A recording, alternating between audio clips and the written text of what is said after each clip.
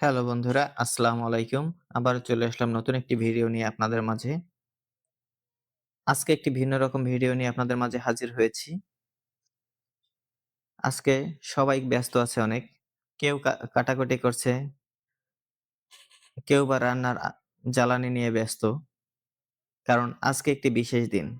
তাই সকাল থেকে এমন কর্মযজ্ঞ এবং বিশাল ব্যস্ততার মাঝে সবাই সময় পার করছে। হাসি খুশি নিয়ে বছরের শেষ দিন এবং বছরের ১ম দিন যেটাকে আমরা বলি 31st আমরা হয়তো বিভিন্নভাবে আয়োজন করি। তবে এটা আমাদের এলাকার জন্য একটি ভিন্ন ধরনের আয়োজন। গোপালগঞ্জ জেলার মকসুদপুর উপজেলার জলিরপাড় ইউনিয়নে এখানে ডিসেম্বর মাস মানে একটি অন্যরকম সময়। ডিসেম্বর মাস আসলে এখানে চলে যেমন বড়দিনের আয়োজন, তেমনি হিন্দু ধর্মীয় গান।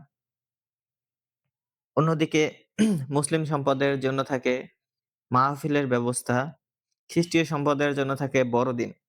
বড়দিন হলো খ্রিস্ট ধর্মের সবথেকে বড় একটি উৎসব। এটি ২৫শে ডিসেম্বর অনুষ্ঠিত হয় এবং ২৫শে ডিসেম্বরের ঠিক ৭ দিন পর বা পহেলা জানুয়ারি এটা ছোট দিন হিসেবে পালন করা হয়। তবে আজকে আমাদের এখানে হচ্ছে একটি ভিন্নধর্মী আয়োজন। একটি ভিন্ন ধর্মের আয়োজন চলছে এখানে। সবাই যার মতো করে নিজেদের পক্ষ থেকে এই আয়োজনটা করে থাকে একসাথে ভোজন করার জন্য।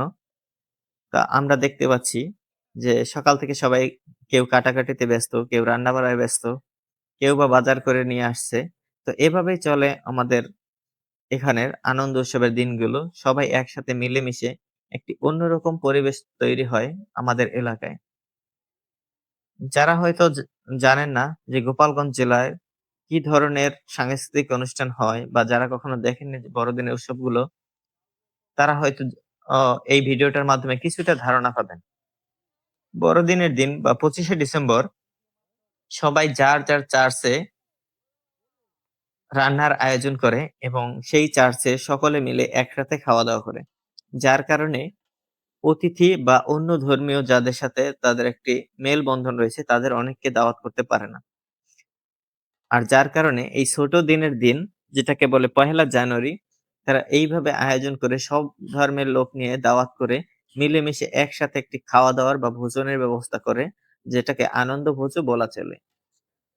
এছাড়া বিকেল হলে আমাদের এখানে রয়েছে বড়দিনের সময় নানান আয়োজন যেমন চার্চগুলো সেজে ওঠে রঙিন বাতিতে তৈরি করা হয় গোশালা ঘর বা বেথলেহেমের সদৃশ্য যে গোয়াল ঘর তৈরি করা হয় সেটা দেখতে মানুষের ভিড় লেগেই থাকে। এছাড়া রয়েছে সাংস্কৃতিক অনুষ্ঠান এবং সন্ধ্যা হলে সবাই ছুটতে থাকে মেলার দিকে। গোপালগঞ্জে বড়দিন মানে বড়দিনের গ্রামীণ মেলা সাধারণত অনুষ্ঠিত হয় পশ্চিম কলিগ্রাম ব্যাপটিস্ট চার্চ প্রাঙ্গণে। খোলা মাঠ বা গ্রামের কেন্দ্রস্থলে এই মেলা বসে থাকে। এখানেও তেমনি রয়েছে একটি খোলা মাঠ যেখানে মেলা অনুষ্ঠিত হয়। মেলার শুরুর আগেই পুরো এলাকাটি সাজানো হয়েছে রঙিন কাগজ এবং রঙিন আলো দিয়ে। সেই সাথে তৈরি করা হয়েছে মেলার জন্য সুসজ্জিত একটি গেট। আলোর পসরা, তারাবাতি, ক্রিসমাস ট্রি দিয়ে সাজানো হয়েছে চারিদিক। চারিদিক থেকে ভেসে আসছে খ্রিস্টীয় গান, "আজ শুভ বড়দিন ভাই, আজ শুভ বড়দিন।" সেই সাথে করতালি, শিশুদের হাসির শব্দে এই মেলা যেন আরো আনন্দমুখর হয়ে উঠেছে। এই মেলায় প্রতি বছর থাকে নানা ঐতিহ্যবাহী আয়োজন। হস্তশিল্প, গ্রামীণ পণ্যের দোকান, মাটির খেলনা, বাঁশ ও কাঠের তৈরি সামগ্রী, পিঠাপুলি, কেক, মিষ্টি, ঘরোয়া খাবার, শিশুদের জন্য নাগরদোলনা ও খেলাধুলা। এছাড়া রয়েছে চার্চগুলোর বিশেষ আয়োজন। এখানে আসে নানান এলাকা থেকে মানুষজন। ছোট পরিসরে হলেও এখানে রয়েছে অনেক ধরনের দোকানপাট, নানা রঙের কসমেটিক্স এর দোকান, রঙিন পানের দোকান, মিষ্টি পানের দোকান, ধোয়া ওঠা বিস্কুট, এরকম বিভিন্ন ধরনের জিনিসের পসরা বসে এই মেলায়। তো এবছর মেলায় একটি ভিন্ন ধর্মীয় বিষয় এসেছে যেটা আমরা বিভিন্ন এলাকায় দেখতে পাই কিন্তু এখানে এটা একদম নতুন। সেটা হলো মটকা চা, যেটাকে আমরা মটকা চা নামে চিনি। হয়তো বিভিন্ন এলাকায় এটাকে বিভিন্ন নামে ডাকেন। তো এই ভাইটি এসেছে সুদূর যশোর থেকে এখানে মটকা চা বিক্রি করতে। তার সুস্বাদু চায়ের জন্য ভিড় লেগেই থাকে। তো সিরিয়াল দিয়েও অনেকে এই মটকা চা নিতে পারছে না। তো তার এই ভিডিওটি দেখে আপনাদের কেমন লাগলো অবশ্যই জানাবেন।